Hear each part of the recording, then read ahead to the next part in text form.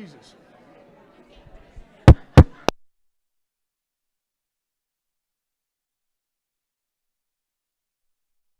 Let's try that again. Good afternoon, everybody. Welcome to September's Town Hall meeting. Before we get started today, even though I'm going to call Rachel up to do the prayer and the pastoral care update in a minute, I want to say a quick prayer for Jerry Griffin, our CEO. His mom took a turn for the worse last night. She lives up in the Panhandle, so he had to hastily make an exit from Orlando last night, and he's up there caring for his mother now. She's going on hospice today. So just lift him and his family up in your prayers. So in fact, I'll just maybe have Rachel incorporate that. So with that being said.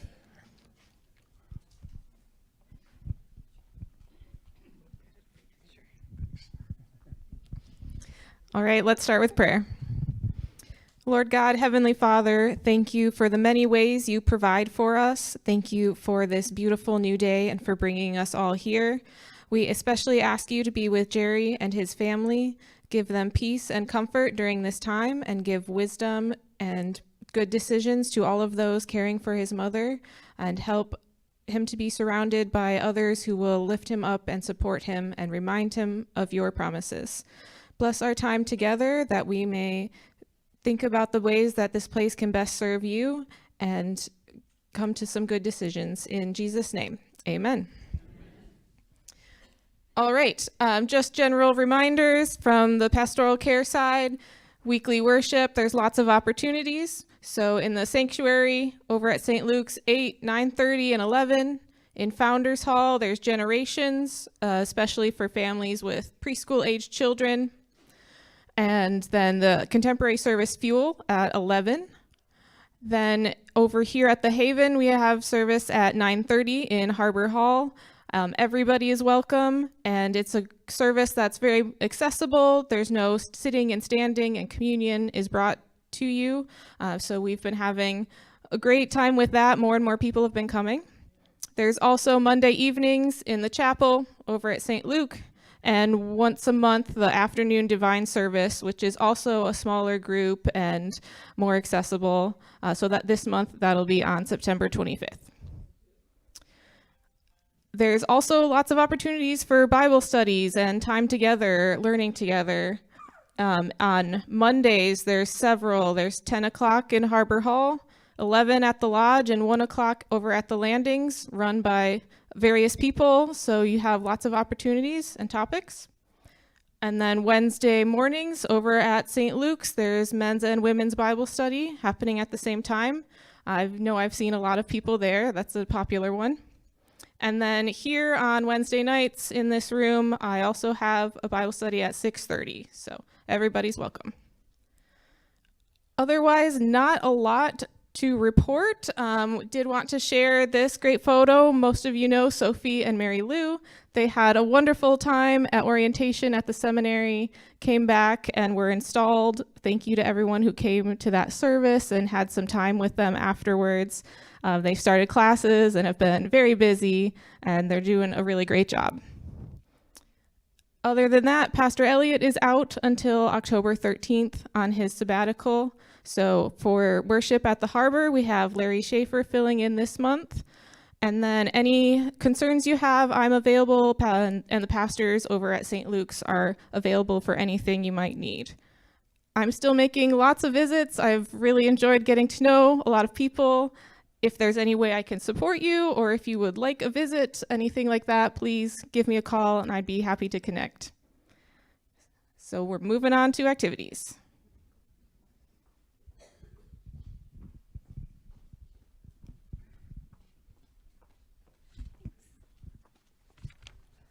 Okay.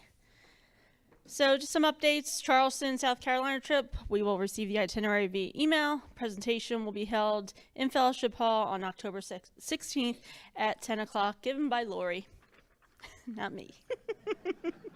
She has to put her 2 cents in somewhere. She does it with me all the time. Then tomorrow we do have arts and crafts. We're making a Bless This Home ornament where the pumpkin becomes a shamrock, a heart, a Christmas tree, or whatever holiday you may want. And then if there's a shape that you want, we can always make it and do it at a later date. Then birthday lunch this month will be at Ford's Garage. Next month we are going to TJ's. There is still signups, both bus and car riders, both outside the office, so feel free to sign up. Then National Coffee Day happens to be on Coffee Day, Monday, so benefit for me. We're just doing a little extended. We'll have bagels, cream cheese, all that fun stuff. So come on out.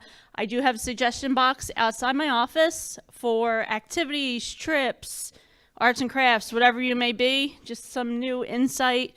Try to get some more activities going on outside of the Haven because this room is really booked. And then bingo is on Wednesday the 24th at 1:30. We will be doing South Dakota this time. And then Veterans Gathering will be September 25th at 3:30 at the Crow's Nest Pub. There's a lot of veterans that came last time. It was really great to see everyone, talk about stories, and just kind of meet everyone over there. So that's great. And then just a reminder, other events that happen that they don't talk about during Town Hall: Notes and Nibbles, Plant-Based Lunch, Cooking with Chef, Bells and Choirs started up this past week. Then we have the games: Pinochle, Mexican Train, Roomba Cube, Bridge, Ceramics, Peacemakers. Just if you guys have any questions, come by and see me. I can answer as much as I can. If not, I'll point you in the right direction. Who's next? There she goes.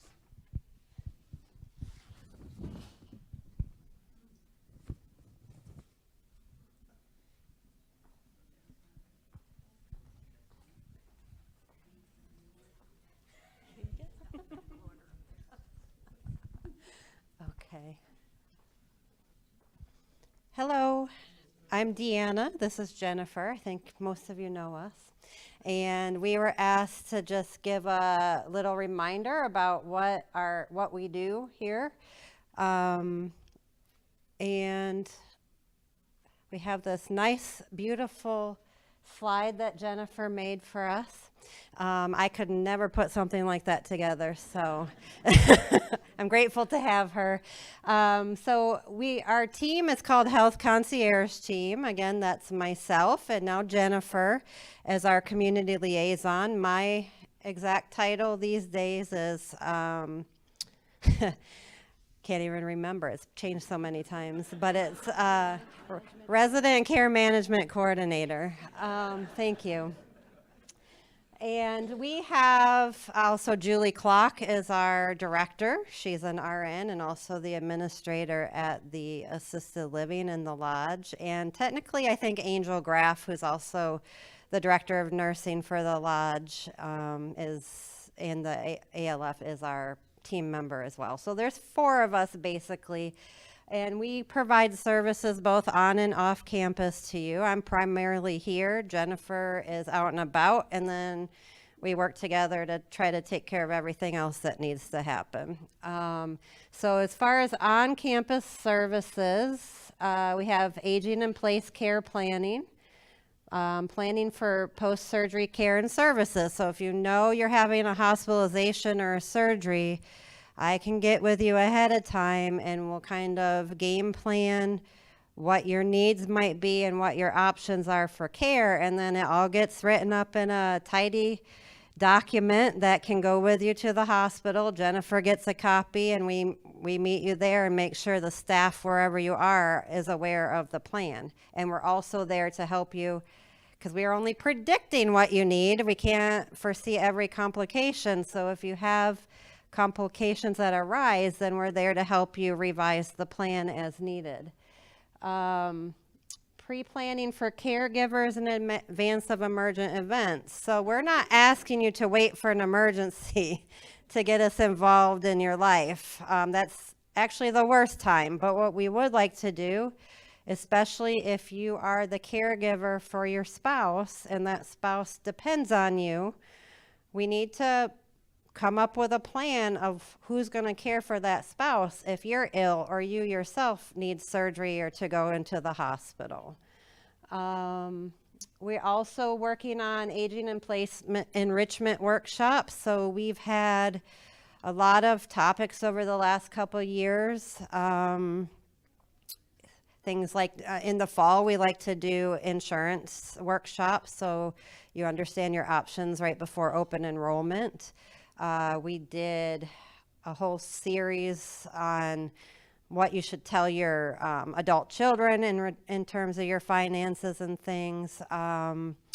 We had, what was the one Lutheran Counseling Services just did? Oh, that was a Be Kind to Your Mind. Be Kind to Your Mind, addressing mental health and depression.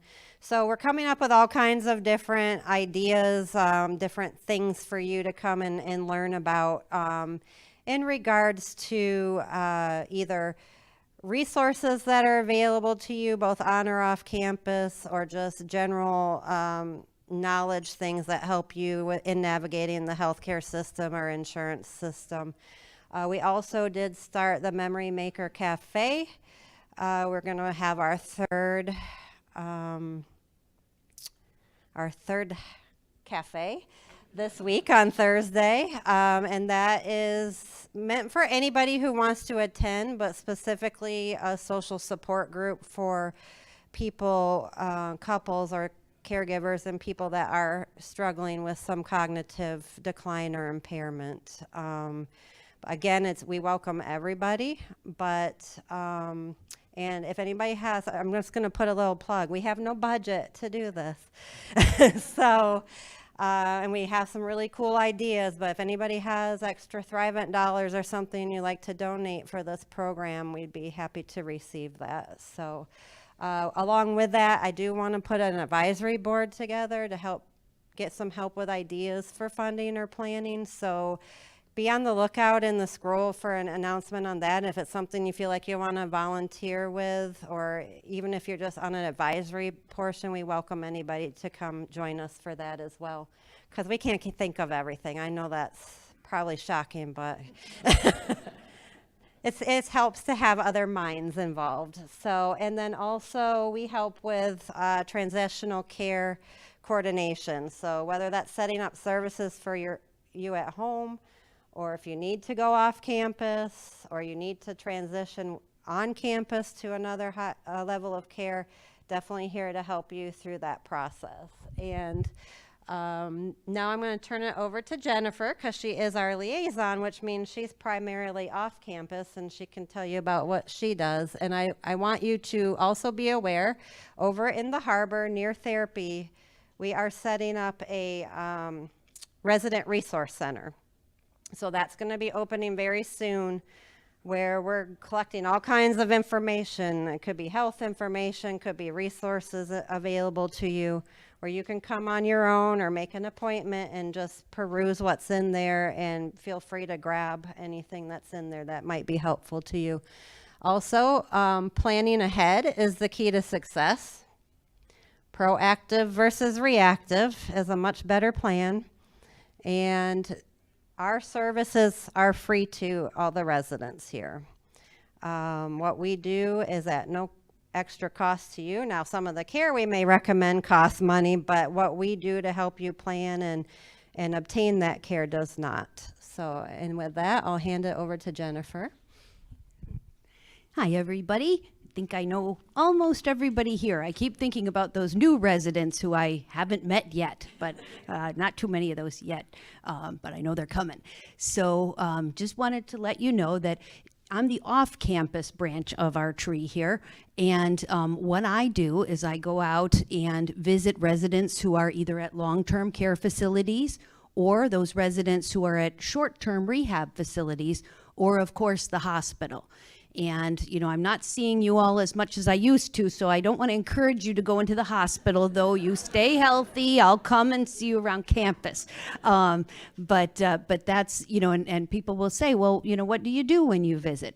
What we do is we advocate for our residents, for especially the residents who don't have a lot of family close. At times they need that special, you know, care from somebody who wants to advocate for them, you know, who can listen to their concerns, somebody who can help them navigate the healthcare system, and that's part of what I do out in the field.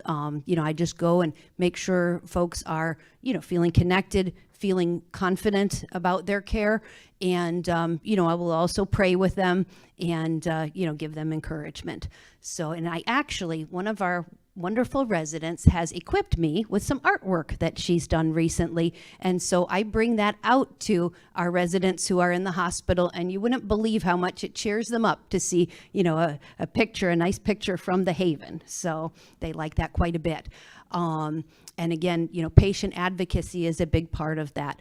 I can only second what Deanna said about being, you know, planning ahead.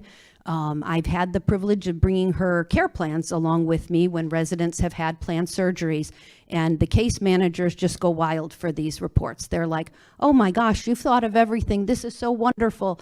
And, you know, just having that plan in place ahead of time makes a big difference for your, you know, for your outcomes sometimes. So, and then assistance with the healthcare navigation and communication, that kind of goes along with speaking with care managers, seeing, you know, making sure that you're aware of what's happening to you and the services that those facilities are providing to you. And then if, for example, if you go to the hospital, if you have a little surgery and the physical therapist recommends that you go out for some skilled care, let's say a short-term rehab, we of course help you if you need it with what kinds of facilities, you know, are available to you, and which ones are, you know, some of the best ones, the better ones. I had a lady tell me recently, she said, oh, I'm afraid of skilled nursing. You know, there's so many terrible ones out there. And, you know, and there are some that are better than others. And, you know, we are happy to work with you and advise you, you know, on what would be a good fit for you. So basically we just continue the care that you have on campus here, off campus, and that follows you wherever you go. So does anybody have any questions about any of our services? Okay, well, if you're too shy to ask in the group, I understand that.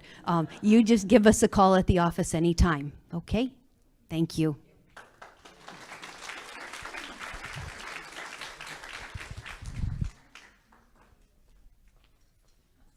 Thanks, Deanna. I'm not going to be there he is. Hello. How's everyone doing today? You guys doing good? Great or excellent? Excellent. That's what I like to hear. All right. Those of you who don't know me, I'm Vince. I do the health and wellness here. I'm going to be short and sweet today. Oops, wrong way. So if you don't know, or if you haven't heard me talking about this yet, we're having Active Aging Week coming up here in October. So basically, Active Aging Week was established by the ICAA, which is the International Council on Active Aging, in 2003. So ICAA, they're a professional association dedicated to promoting healthy, active lifestyles for older adults through research, education, and community initiatives, which brings me to my next point, like Active Aging Week. So Active Aging Week is an annual nationwide campaign designed to celebrate the positive aspects of aging and promote the benefits of an active, healthy lifestyle, regardless of your age or your health status. We're going to do that here on campus this year, next month, October. So, gosh, I'm going the wrong way today. Set your calendars. They got me out of breath over there. I'm all winded right now. I can barely breathe. So set your calendars. I want to see as many of you participate in this as possible.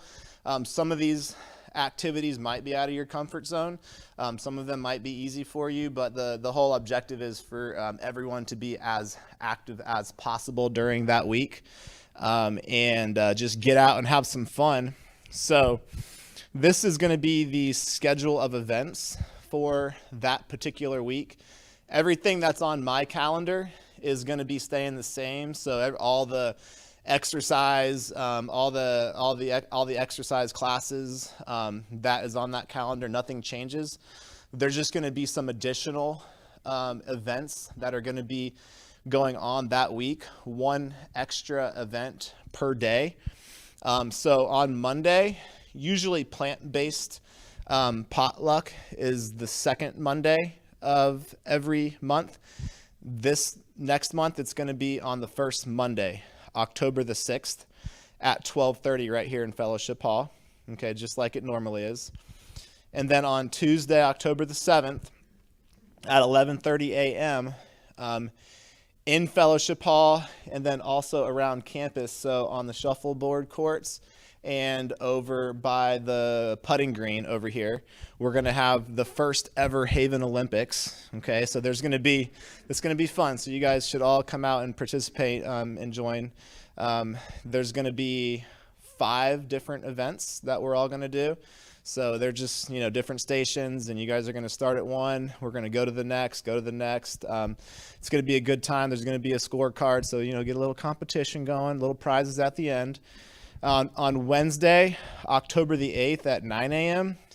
In Fellowship Hall and around campus, we're going to have the Wellness Walk.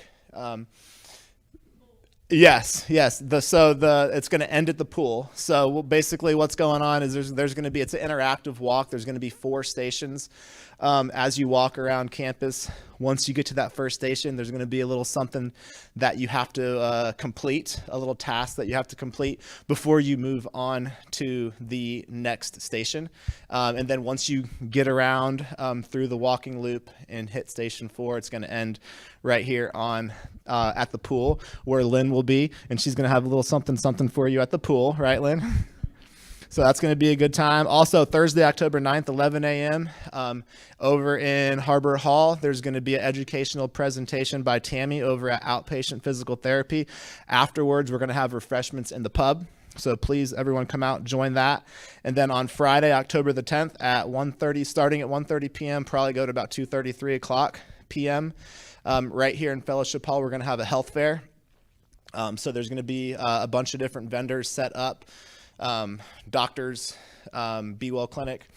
I know a lot of you have been asking about a mobile bike mechanic, and pretty sure, I'm like 85% sure we're going to have a mobile bike mechanic here. So if you guys have a tricycle or any type of bike that you want serviced, or you just want to have his information for when you do need his service, he's most likely going to be here on that day.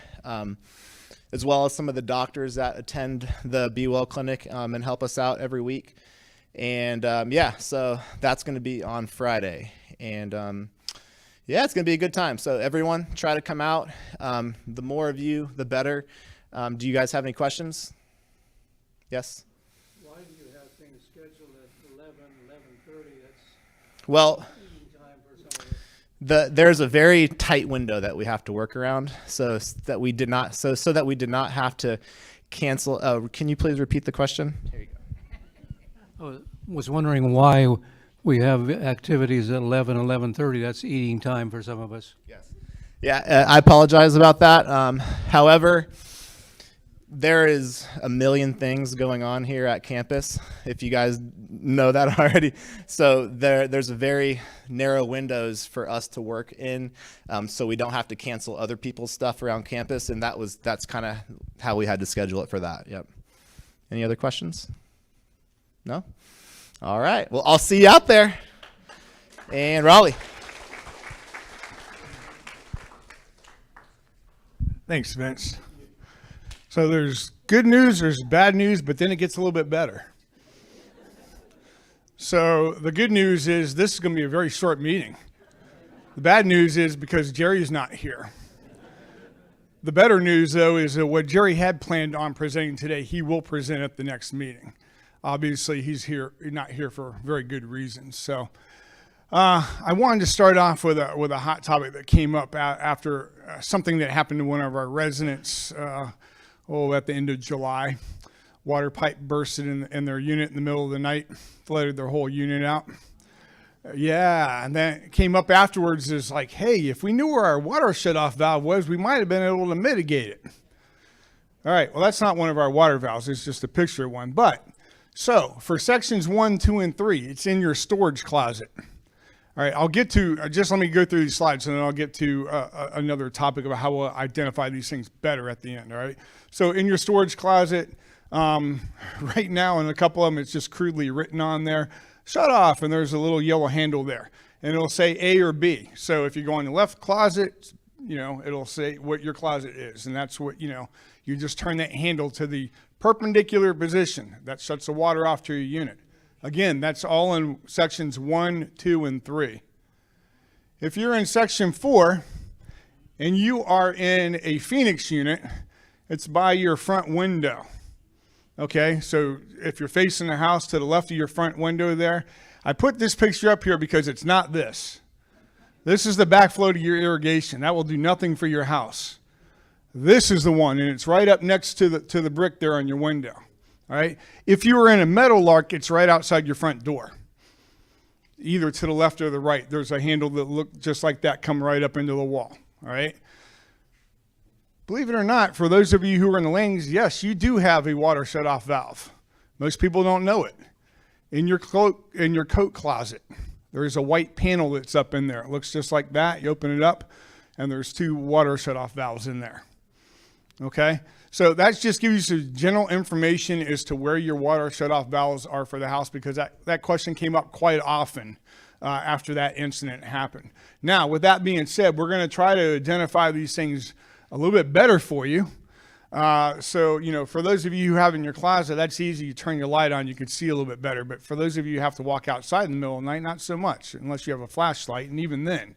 So we're looking at getting these tags that say water shut off on them, probably in blue, okay? And a couple years ago, when I was using ServPro for some cleanup work over in what used to be the skilled nursing facility, they handed me a bunch of these tags. They're pretty good sized tags, say water shut off, you can't miss it, right? Some of them have a little bit of reflectiveness to it, so that if you shine a light on it, you could see it a little bit better. That would help you identify, so that you don't go out in the middle of the night, especially if you're in section 4, thinking you're shutting your house water off and you're shutting your irrigation off. Does you no good, all right? So that's just a little bit about the water shut-off valves. Just some miscellaneous stuff. The rails should be about completed. They had to construct them. So remember at the last town hall meeting, I told you that we had the contract in hand, gave them their deposit down. They were constructing the rails, so I'm just waiting on the installation date for those things to be installed at our mailboxes. Those are the ones on Fountain and Chipmunk, okay? Secondly, this affects any of you going to the harbor tomorrow. We are doing an active shooter drill in both the lodge and the harbor tomorrow morning at 10 a.m. This is helps us to meet one of our requirements for emergency preparedness in the healthcare facilities. So if you try to go to the harbor at 10 a.m. and you're outside and can't get in the door, sorry, you have to wait a half an hour. That's by design, okay? It's part of our drill is to lock down the facility. If you're inside the harbor for whatever reason when the drill goes off, just listen to our staff and what they're telling you to do. The drill is going to be about a half an hour long. And again, it will be announced as a drill, but this is part of our emergency preparedness. It's a requirement that we have to meet by state guidelines. Okay. So didn't want anybody to be shocked that, you know, in years past when we've done it, I failed to mention in the town hall meeting, people are banging on the front doors and then they complain that they can't get into the harbor. And well, now you don't know why. So if it's between 10 and 10:30, you can't get in. That's why. All right.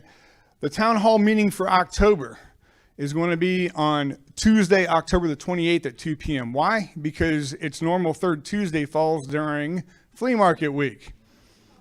All right, so sorry, we had to move it out another week, and we couldn't move it up a week either because there was something going on that day as well. And again, as I told you, our CEO, Jerry, is up in the Panhandle caring for his mom right now. He had planned on talking about the operations budget today, as he told you at the last town hall meeting. He also planned on talking a little bit about benevolent care, even though he was going to do a further in-depth one in October. Okay, but he'll do all that in the October meeting, along with, finally, after 3, probably 4, maybe going back to Mr. Pomeroy's days as the head of the executive council, I think we finally wrapped up the new resident handbook. So Jerry was going to introduce that to you as well, but that'll all happen in the October town hall meeting. That's really all I have. Look at that. 31 minutes. Y'all went to sleep in the last one. Yeah. Some questions. Let me answer some questions before I do have a couple announcements by some residents, but I want to field questions first. Yes, ma'am. What about the the television changes. Yeah, good. I'm glad you brought that up. What about the television changes? That should be coming here shortly. I know from deployment date was sometime they were going to start the process sometime towards the end of September, beginning of October. 26, thank you, 26, okay? But I'm glad you brought that up because I had a resident today call me and say, I was watching TV and this message came across my TV saying they were going to shut my TV off and I don't pay the bill. The Haven pays the bills. Are you not paying your bills over there? Honest to God, that was what I got. And I said, no, ma'am. I went down to accounting. Yes, we've paid. We're current. They probably preemptively sent that out. That may come across your TV at some point when we're getting closer to the new implementation date. I really think that it was probably more of a mistake on their part. But I went and saw her, reassured her that that was going to be okay. Your TVs aren't getting shut off for that reason, at least. But yes, the 26th. On that same subject, I may have missed something, but what's the change that's coming? The change that is, so what's the change that's coming that Pat had referenced? So we negotiated a couple months ago a new contract with Spectrum. Our contract was coming due, and we were able to negotiate a package deal that now includes internet. So you're going to get new boxes when they deploy all this, plus modems. So your internet's taken care of. And you think about it, for those of you who have Spectrum or something else, and you're paying $90 a month, you get rid of it. You're going on this new contract. Yes, I'll be right there. I promise. If we currently have internet other than Spectrum, we don't need to do anything extra? That is something, Jen, do you know how that's going to work?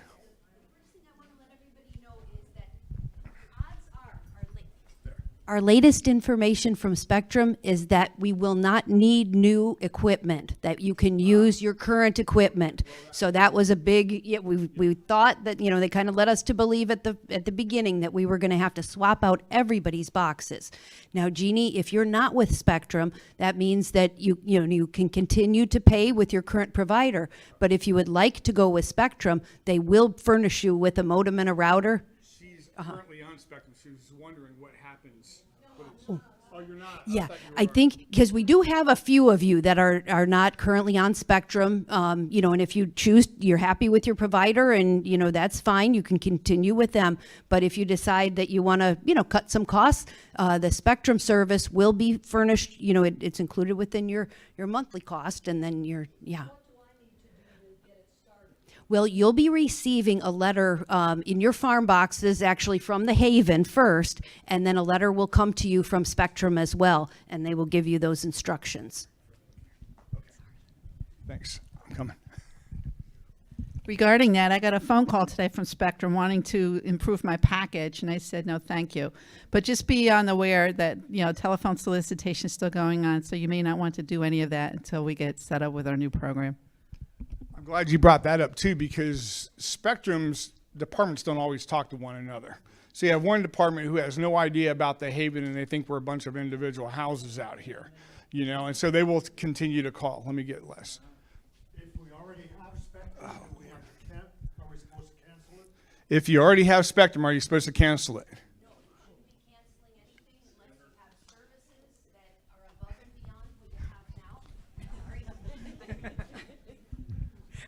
You don't need to cancel your current, your current subscriptions.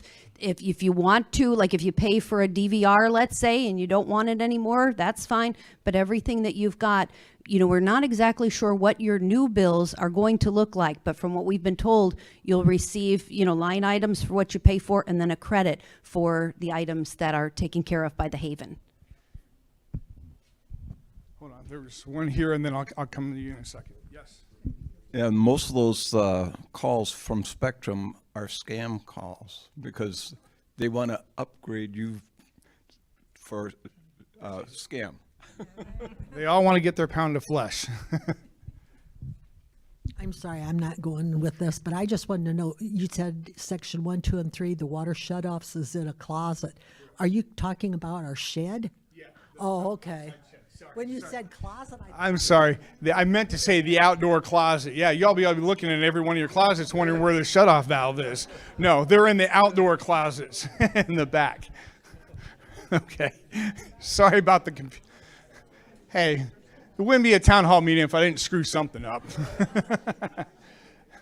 Yes. I have a different question. Okay. Our bathroom off our bedroom is on Haven Drive in Section 4. I was up about 2:30 or 3 in the morning, and there was a truck driving around. Do we happen to have anybody that drives around to do kind of security in the middle of the night? Sometimes. Okay, so not to worry. Go back to bed. Go back to sleep. Thank you.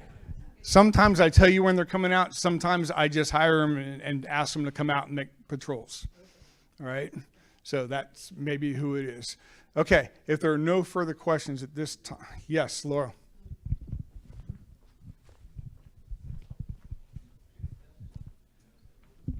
I had my 2 metal poles taken off my outside door. I'd like to know when they're coming back. They may not come back. They're not supportive, first and foremost. A lot of those poles are old, and they were there for decoration. And as they rust out, we've been removing them, not replacing them because they're hard to come by. Okay, I have a couple residents that need to make some announcements. Dwayne was first, and then I'll call up Marilyn Ilsley. Hello there, everyone. So many of you have heard the Haven Brew Club has been formed and started. So just wanted to make you aware of what's happening there. We had a meeting. We had about 20 plus people there. And this is for people who are actually interested in the brewing process. Now, we're going to meet the brewing process on September, I think it's Thursday, September 25th. It's on the scroll. And actually brew a new batch of beer. But the product that we're making is available to everyone at the Haven and all your guests and residents. How that will work, because the Haven does not have a license to sell and process alcohol, this will be handled by the members of the club. We will be there at the club. We will put out notices. We'll be there certain hours, certain days, at which time you can come and participate in the product that we have brewed. And this will be by donation because we can't sell the product. We will have a little jar there asking you to make contributions so that we can continue to provide that service. So to give you an idea of how it's going to work, I will be at the pub this afternoon from 5 until 7, and we will have the tap open. You can make donations, you can ask questions, you can find out about what we're doing, and I welcome you all at that time. And just to clarify, administration has nothing to do with this. We're not collecting that money and putting it in our own coffers. That's all going back to the club and the products that they need to buy. Yes, Ruth? Are we ever getting a liquor license, and where does that stand? It probably stands where it did about 2 months ago, 3 months ago, 2 years ago. I don't know where it is in the legal wrangling process, but I know that there's quite a bit of discussion back and forth with the county because of how that building is zoned.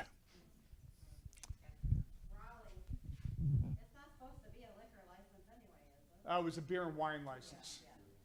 Beer and wine license. Yeah. I've got a couple of things. First, a personal note. Steve and I got back from Kenya, Africa, where we had a wonderful time with Accessible Hope.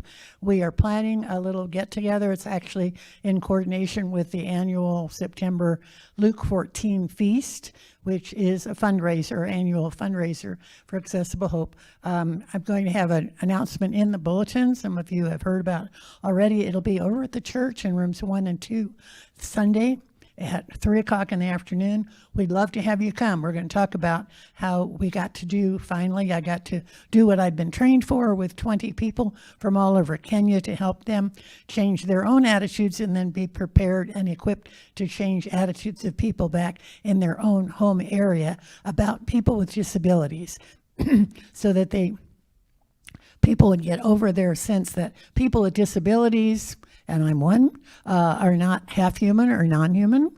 They are not cursed by God and so forth. It was a really wonderful week. I'll love to tell you all about it. And then we will have a little brief this year's video about Accessible Hope International to catch you up on what they're doing. And then we will tell you about the safari we went on. So we're going to have cookies and Kenyan tea and coffee. It'll be at 3 o'clock. Take maybe a little more than an hour over at rooms 1 and 2. This is a little poster that you're welcome to take. And also there'll be something in the announcements very soon as I get that ready. Right now I'm working on the PowerPoint. So that's one thing. The second thing is, Bill, would you just let me use you for a table for a moment? Thank you. Over on that white table, I have this year, Lynn has made all the flyers for the flea market. And this year we have a choice of Papa Bear, Mama Bear, and Baby Bear.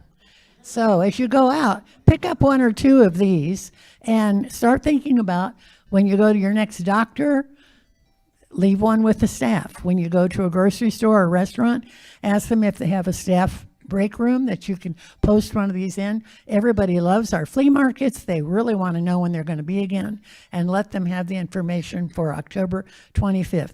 You'll be getting more of these. We'll probably stuff some in your farm box eventually, but you get first choice, first crack at them today, and I encourage you to share them around. Thank you very much. Thank you, Marilyn. And last thing I'll say is, if anybody has ever had a connection with Ascension Lutheran Church, we are celebrating our 65th anniversary coming up. Was it November the 1st? 2nd, November the 2nd, over at Ascension. So come on over, celebrate with us. It's wonderful. And Ascension's had a long-standing partnership with, of all things, St. Luke.